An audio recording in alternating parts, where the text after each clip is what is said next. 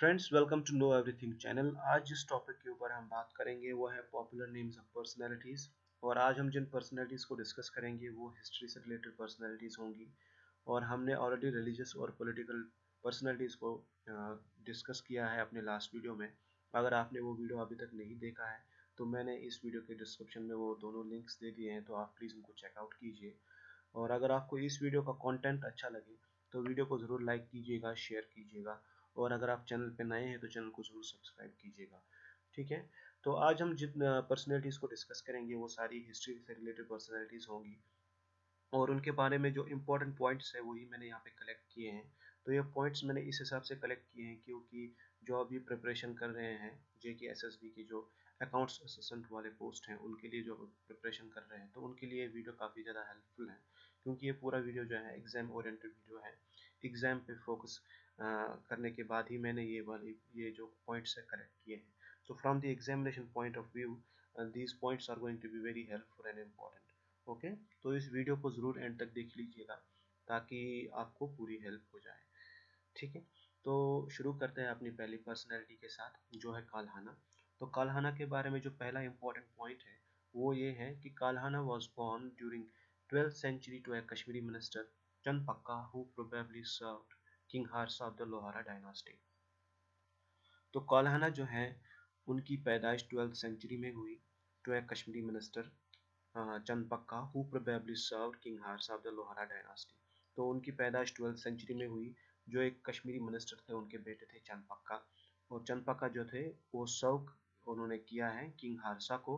King हार्सा जो थे वो लोहारा डायनास्टी से बिलोंग करते थे। ठीक है, number second, it is possible that his birthplace was Parihaspoor and his birth would have been very early in 12th century। तो ये पॉसिबल है कि उनकी जो बर्थ प्लेस है वो परिहासपुर है और उनकी जो बर्थ हुई वो अर्ली 12th सेंचुरी में हुई। ठीक है, number third, it's extremely likely that he was of the Hindu Brahmin caste suggested in particular by his knowledge of Sanskrit. तो ये एक्सट्रीमली लाइकली है क्योंकि कि वो हिंदू ब्राह्मण कास्ट से बिलोंग करते थे। ठीक है, क्योंकि उनकी जो नॉलेज है संस्कृत के बारे में उससे ये अंदाजा लगाया जा सकता है कि वो हिंदू ब्राह्मण कास्ट से बिलोंग करते थे। ठीक है, Number fourth, Kalhana is regarded as the first Kashmiri. Uh, Kalhana is regarded as Kashmir's first historian।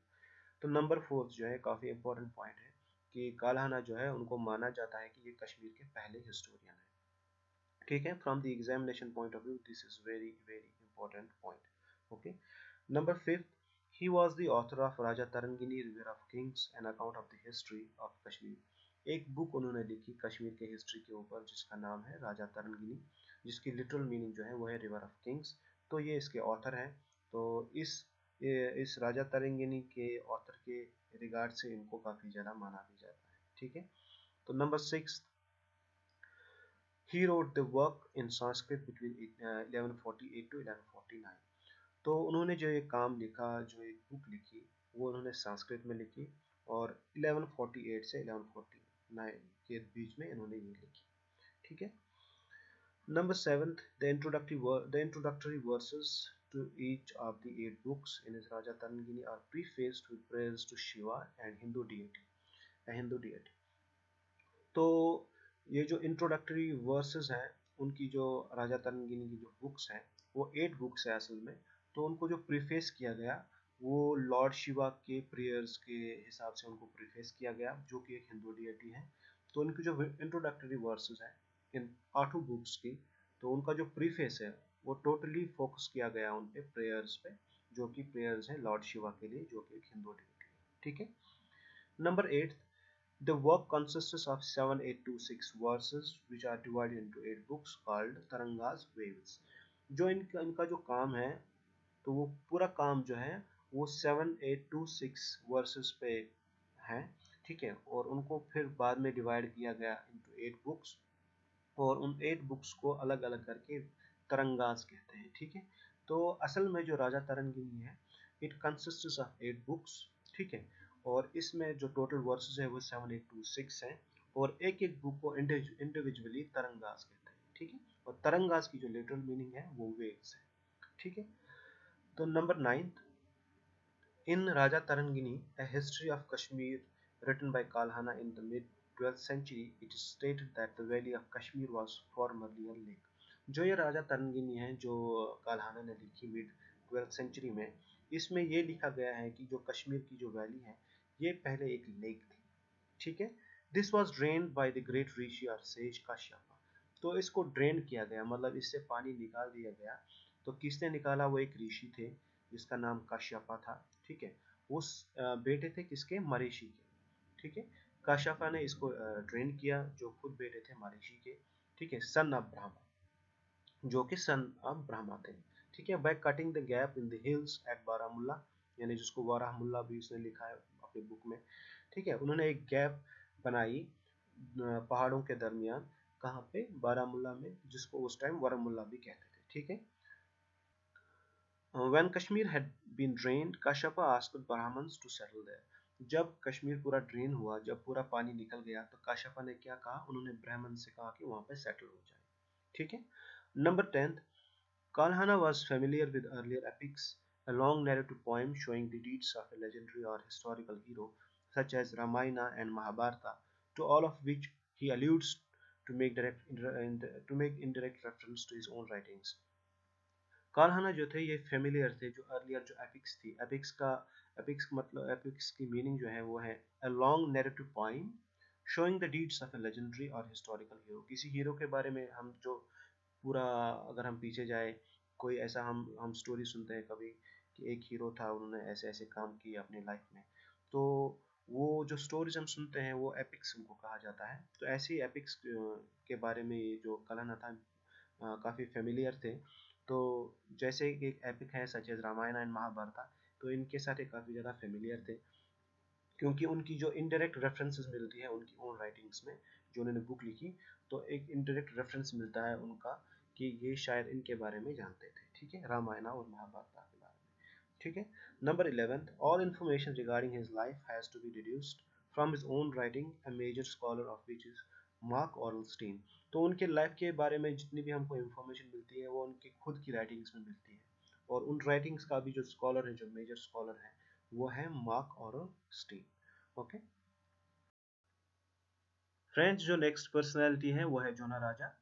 Zona Raja died in 1459, was a Kashmiri historian and Sanskrit poet। जोना राजा जो है उनकी जो डेथ हुई वो 1459 में हुई। वो एक कश्मीरी हिस्टोरियन थे और एक संस्कृत पोइट भी थे। He wrote a book known as Dwitiya राजा तरंगिनी। उन्होंने एक बुक लिखी जिसका नाम था द्वितीय राजा Tarangini. His Dvitiya Raja Tarangini is a continuation of Kalhana's Rajatarangini. उनकी जो बुक है द्वितीय राजा तरंगिनी, ये एक्चुअली कंटिन्यूएशन है। काल्हाना ने जो बुक लिखी थी राजा तरंगिनी, उसी की कंटिन्यूएशन है। And brings the chronicle of the kings of Kashmir down to the time of the author's patron, a wealthy or influential supporter of an artist or writer Zainul Abedin. तो उन्होंने जो है इस बुक में ज़ैनुल आबदीन के बारे में लिखा है। ज़ैनुल आबदीन जो थे वो उस वक्त के रूलर थे, वो 8th सुल्तान ऑफ कश्मीर थे, और वो जोना राजा के जो है पेट्रन भी थे। पेट्रन का मतलब है a wealthy और influential supporter of an artist, ठीक है, ये इनके सपोर्टर भी थे, इनके पेट्रन थे। तो उन्होंने अपनी बुक में, जो उन्होंने बुक लिखी द्वितीय राजा तरंगिनी, ज़ैनुल आबदीन का भी जिक्र किया है। The first 35 years of his reign are described by Jonaraja. लेकिन इनके जो 35 साल है, पहले 35 साल हुकूमत के, जोना राजा ने सिर्फ वही 35 साल कवर किए हैं, ठीक है। जोना राजा however could not complete the history of the patron as he died in 35th regnal year। जोना राजा जो है, लेकिन वो कंप्लीट नहीं कर पाए इस हिस्ट्री को, इनकी इस हिस्ट्री को, क्योंकि उनकी जो डेथ हुई वो 35 रेगनल ईयर में हुई उनकी। मतलब जब सुल्तान ज़ैनुल आबिदीन का जो 35th रेगनल ईयर था, तो उसी वक्त जो है जोना राजा की डेथ हो गई। तो फिर उसके बाद क्या हुआ, उनके जो पुपिल थे, his pupil Shrivara continued the history and his work the Tritiya Rajatarangini covers the period 1459 to 1886। तो उसके बाद क्या हुआ, जो जोना राजा की जो पुपिल थे, शागिर्द थे श्रीवारा, उन्होंने ही फिर इस हिस्ट्री को कंटिन्यू किया, इस काम को कंटिन्यू किया, और उन्होंने भी एक बुक लिखी जिसका नाम था तृतीय राजा तरंगिनी। और जो ये बुक जो पीरियड कवर करती है वो है 1459 से लेकर 86 तक। In his Divitya Raja Tarangini, Jona Raja has vividly described the decline of the Hindu ruling dynasty and the rise of Muslim ruling dynasty in Kashmir। तो जोना राजा ने जो बुक लिखी दिवित्य राजा तरंगिनी, उसमें उन्होंने बिल्कुल क्लियरली डिस्क्राइब किया है कि जो हिंदू रूलिंग डायनास्टी जो है उनका डिक्लाइन कैसे हुआ, और जो मुस्लिम रूलिंग डायनास्टी है इन कश्मीर, उनका राइज कैसे हुआ। ठीक है, अब आते हैं नेक्स्ट पर्सनैलिटी पर, उनका नाम है श्रीवारा। श्रीवारा जो है वो 15th सेंचुरी हिस्टोरियन थे, wrote a book on the history of Kashmir that adds to the previous works of Kalhana and Jonaraja. जैसा कि मैंने पहले ही कहा कि उसके बाद जोना राजा के बाद जो उनके पुपिल थे, ये एक्चुअली पुपिल थे जोना राजा के, श्रीवारा। ठीक है, तो उन्होंने फिर काल्हाना और जोना राजा ने जो काम किया था उसको कंटिन्यू करके एक नई बुक लिखी थी। ठीक है, तो उसका नाम था तृतीय राजा तरंगिनी। ठीक है, तो thereby providing an update of the history of Kashmir till 1486। तो उस बुक में उन्होंने कश्मीर की जो हिस्ट्री है वो कैप्चर की है और अपडेट देते रहे टिल 1486 तक। ठीक है, मतलब कश्मीर की जो हिस्ट्री है 1486 तक, तो वो हिस्ट्री श्रीवारा ने कवर की है अपने बुक में तृतीय राजा तरंगिनी में। ठीक है, श्रीवारा continued the history and his work, the Tritiya Raja Tarangini, covers the period 1459 to 86. Okay. अब नेक्स्ट पर्सनैलिटी जो है वो है प्रजना भट्टा। प्रजना भट्टा 16th century wrote Rajavalipataka that brings Kashmir history to the time of its incorporation in the dominions of the Mughal emperor Akbar 1588। उसके बाद जो है प्रजना भट्टा आए, वो भी एक हिस्टोरियन थे, 16th सेंचुरी हिस्टोरियन। उन्होंने भी एक बुक लिखी राजा वाली पटाका, जो कश्मीर की जो हिस्ट्री है उसको डिफाइन कर दी है मुगल एम्परर के दौरान, जो कि 1588 में थी। ठीक है फ्रेंड्स, जो नेक्स्ट पर्सनैलिटी है वो है अहमद हसन दानी। तो अहमद हसन दानी के बारे में जो पहला इंपॉर्टेंट पॉइंट है वो ये है, Ahmad Hasan Dani was born on 20th of June 1920 in Basna, British India. Ahmad Hasan Dani की जो पैदाइश हुई वो 20th of June में हुई 1920 में, ब्रिटिश इंडिया में, मतलब इंडिपेंडेंस से पहले। Number second, he was a Pakistani archaeologist, historian and linguist. वो एक पाकिस्तानी आर्कियोलॉजिस्ट थे, हिस्टोरियन थे और एक लिंग्विस्ट भी थे। ठीक है, Number third, he was among the foremost authorities on Central Asian and South Asian archaeology and history. Okay. Number fourth, he is particularly known for his archaeological work on pre-Indus civilization and Gandhra sites in northern Kashmir, in northern Pakistan. तो उनको जो है काफ़ी मशहूरी मिली, जो उन्होंने काम किया, archaeological काम जो उन्होंने किया प्री इंडस सिविलाइजेशन पे और गांधरा साइट्स पे, जो कि नार्दर्न पाकिस्तान में पड़ती हैं। ठीक है, उन पे जो उन्होंने काम किया तो उनकी वजह से उनको काफ़ी ज़्यादा मशहूरी भी मिली। ठीक है, तो number fifth, he also made a number of discoveries. उन्होंने काफ़ी ज़्यादा डिस्कवरीज भी की हैं, जो गांधरा साइट्स की जो डिस्कवरी हुई पेशावर में और स्वाट वैलीज में, और उन्होंने जो काम किया इंडो ग्रीक साइट्स पे, जो कि धीर में है। ठीक है, Number 6, he also led the UNESCO teams for the Desert Route Expedition of the Silk Road in China 1990 and the Steppe Route Expedition of the Silk Road in the Soviet Union. उन्होंने जो है दो teams को, UNESCO की जो दो teams रही उनको उन्होंने लीड किया, जो कि पहली जो टीम आई थी for the desert route expedition of silk road in 1990, और दूसरी जो टीम आई थी steppe road expedition of silk road in the Soviet Union 1991 में। तो 90 और 91 में जो दो टीम्स आई थी यूनेस्को की तरफ से, उन्होंने उनको लीड किया। ठीक है, number seventh, among the national awards, Dani received Stara Imtiaz in 1969, Azaz Kamal in 1992 and Hilal Imtiaz in 2000 from the government of Pakistan. तो नेशनल अवार्ड्स में जो उनको मिले, वो पहला उनको मिला सितारा इम्तियाज़ 1969 में, फिर उनको एजाज़ कमाल भी मिला 1992 में, उसके बाद उनको मिला हिलाल इम्तियाज़ 2000 में। ठीक है, ये उनको मिला गवर्नमेंट ऑफ पाकिस्तान की तरफ से। Number 8, in 2004, he was awarded the title of Distinguished National Professor by the Higher Education Commission in recognition of his contributions and achievements. तो 2004 में जो है उनको अवार्ड मिला the title of distinguished national professor, ये उनको टाइटल मिला higher education commission की तरफ से। उन्होंने जो कंट्रीब्यूशन की और उनकी जो अचीवमेंट थी उसके बदले उनको ये टाइटल मिला। ठीक है, Number 9th, Ahmed Hassan Dani had more than 30 published books and numerous journal articles to his credit. तो उन्होंने जो है 30 से ज़्यादा बुक्स लिखी है और बहुत ज़्यादा जर्नल आर्टिकल्स भी लिखे हैं। ठीक है, he spoke 35 languages and dialects. वो 35 लैंग्वेज बोल पाते थे, और डायलेक्ट्स यानी लहजे भी उनको बहुत ज़्यादा आते थे। And was fluent in Bangla, वो बांग्ला में फ्लुएंट थे, फ्रेंच में, हिंदी में, कश्मीरी में भी, मराठी में भी, पश्तो में भी, Persian, Punjabi, Sanskrit, Saraiki, Sindhi, Tamil, Turkish and Urdu language. तो इन सब लैंग्वेज में वो काफ़ी ज़्यादा फ्लुएंट थे, यानी कि वो 35 लैंग्वेज से ज़्यादा जानते थे और उनको बोल पाते थे, और बिल्कुल लहजों के साथ भी। ही also published various texts in most of the language, तो उन्होंने बहुत सारे टेक्स्ट भी पब्लिश किए हैं डिफरेंट डिफरेंट लैंग्वेज में, ठीक है।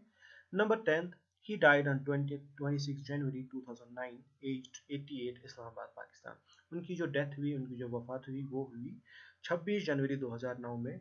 तब उनकी उम्र जो थी 88 ईयर्स थी, और उनकी जो डेथ हुई वो हुई Islamabad, Pakistan.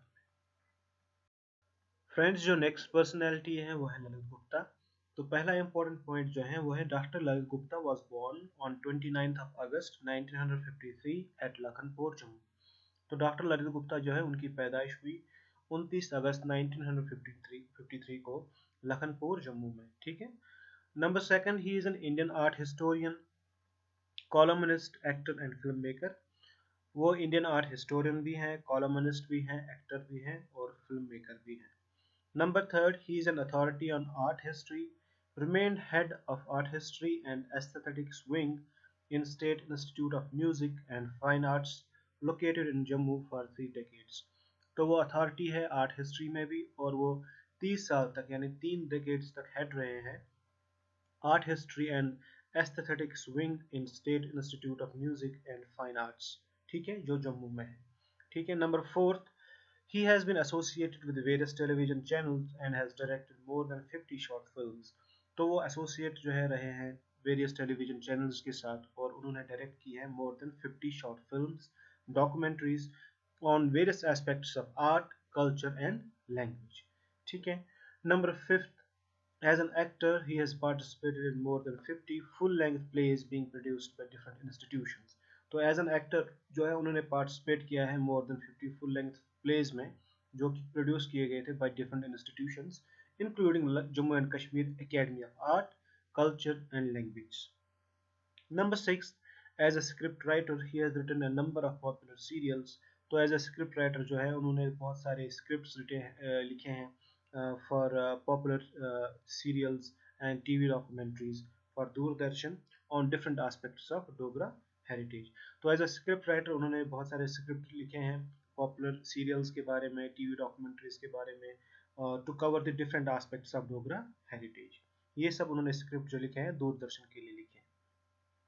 Number 7, he is a popular columnist of the state and working for the largest daily newspaper, Daily Excelsior, being published from Jammu since 1965. Doctor Lalit Gupta जो है वो एक पॉपुलर कॉलमनिस्ट हैं स्टेट के, और वो काम भी करते हैं फॉर लार्जेस्ट डेली न्यूज़पेपर जिसका नाम है एक्सेलसियर, जो कि पब्लिश होता है जम्मू से और पब्लिश होता आ रहा है 1965 से, ठीक है। Number 8, a founder member of reputed NGOs of Jammu and Kashmir including Preserve Our Treasures and Heritage. वो एक फाउंडर भी है, मेंबर ऑफ रेप्यूटेड NGOs, जो NGOs है कश्मीर के रेप्यूटेड NGOs, जिसमें से आता है preserve art treasures and heritage, friends of Ladakh and Indian society for Buddhist studies, ये इनके फाउंडर मेंबर भी हैं, ठीक है। Number 9, he was engaged by Shri Mata Vaishno Devi shrine board to prepare a concept design. तो इनको जो है माता श्री वैष्णो देवी जो श्राइन बोर्ड जो है इनको एंगेज भी किया गया था, तो ताकि वो एक प्रिपेयर करे एक concept design for setting up Dogra heritage centre and museum Jammu, ठीक है। ये डिजाइन करने के लिए इनको एंगेज भी किया गया था by Shri Mata Vaishno Devi shrine board. Number 10, he is a member board of studies, faculty of music and fine arts, board of studies, centre for museology, faculty of music and fine arts, university of Jammu, ठीक है। तो guys ये थे कुछ personalities history से related. अगर आपको video अच्छा लगा, वीडियो का कंटेंट अच्छा लगा, तो इस वीडियो को ज़रूर लाइक कीजिएगा, शेयर कीजिएगा और चैनल को भी ज़रूर सब्सक्राइब कीजिएगा। Thank you.